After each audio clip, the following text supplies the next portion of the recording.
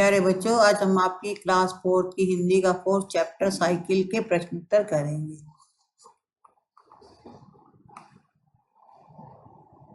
अभ्यास कार्य में आओ बात करें में पहला प्रश्न है, साइकिल को अकेली सवारी क्यों कहा गया है?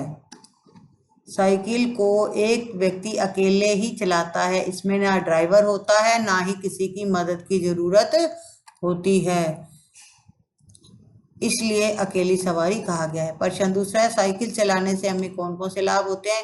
साइकिल चलाने से स्वास्थ्य हमारा अच्छा रहता है, व्यायाम होता है, यह पैसे की बचत करती है और पर्यावरण को नुकसान नहीं पहुंचाती, साथ ही यह चलाने में आनंददायक भी होती है। प्रश्न तीसरा है, साइकिल को सबसे सस्ती और भरोसेमंद सवारी क्यों कहा गया? साइकिल को सबसे सस्ती और भरोसेमंद सवारी इसलिए कहा गया है क्योंकि इसे खरीदना और चलाना दोनों ही आसान है।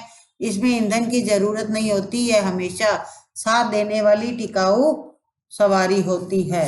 अगला प्रश्न है, आपके क्षेत्र में साइकिल को सबसे ज्यादा किस काम के लिए उपयोग किया जाता है? तो साइकिल का सबसे ज्यादा उपयोग गांवों और छोटे शहरों में आवागमन अर्थात एक जगह से दूसरी जगह जाने के लिए किया जाता है। किसान, मजदूर, विद्यार्थी, डाकिये जैसे लोग इसे रोजमर्रा के कामों के लिए इस्तेमाल करते हैं। पांचवा प्रश्न है, पहले लोग एक जगह से दूसरी जगह यात्रा किन किन साधनों से करते थे? पता करके बताइए। पहले लोग पैदल चलकर, पशु गाड़ी, नाव या किश्ती, डोली या पालकी, घोड़ा, ऊंट, हाथी आदि साधनों से एक स्थान से एक जगह से दूसरी जगह यात्रा करते थे। प्रश्न छठा है, साइकिल का पर्यावरण से क्या संबंध है? साइकिल का पर्यावरण से गहरा संबंध है क्योंकि यह एक ऐसा वाहन है जो प्रदूषण नहीं फैलाता। इसमें पेट्रोल या डीजल जैसे ईंधन की जरूरत नहीं होती है, जिससे ध्वनि और वायु प्रदूषण नहीं होता। साइकिल चलाने से वातावरण स्वच्छ और स्वस्थ रहता है। अगला प्रश्न है, सोचो और लिखो, निम्नलिखित प्रश्नों में सही उत्तर चुनिए। साइकिल को चलाने के लिए सबसे जरूरी क्या है? तो बच्चों, हवा। साइकिल की घंटी कैसे लगती है? प्यार भरी चेतावनी जैसे। सही गलत का निशान लगाना है आपको बच्चों। साइकिल का कोई चालक नहीं होता, सही है बच्चों। साइकिल केवल बच्चों के लिए होती है, ये गलत है क्योंकि साइकिल बच्चे, बड़े, बूढ़े सब चलाते हैं। अगला है, साइकिल से पर्यावरण को नुकसान पहुंचता है? तो बिल्कुल नहीं पहुंचता। अगला है, साइकिल चलाते समय हवा आपके साथ चलती है? तो ये सही है। नीचे निम्नलिखित वाक्यों में रिक्त स्थान पर सही शब्द चुनकर लिखिए। साइकिल सबसे सस्ती और भरोसेमंद सवारी है। साइकिल के पहिए धरती को छूते हैं।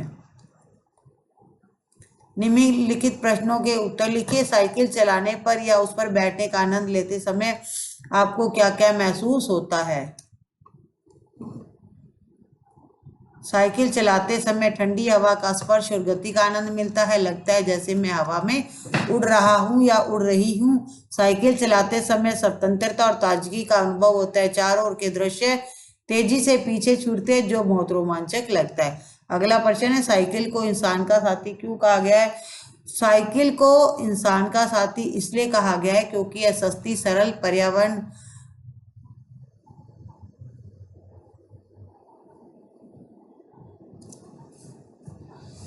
पर्यावरण मित्र और हर उम्र के लोगों के लिए उपयोगी सवारी है। यह बिना ईंधन के चलती है, हर जगह आसानी से पहुंचती है। अगला है, साइकिल की उपयोगिता को ध्यान में रखते हुए 4-5 वाक्य लिखिए। साइकिल की उपयोगिता के 4-5 वाक्य। यह ईंधन के बिना चलती है। दूसरा जो इसका फायदा हुआ, साइकिल एक सस्ती और सरल सवारी है। तीसरा फायदा है, साइकिल चलाने से शरीर का व्यायाम होता है। यह भीड़ भाड़ वाले रास्तों में आसानी से जा सकती है। छोटे छोटे कामों और कम दूरी को तय करने के लिए साइकिल बहुत उपयोगी होती है।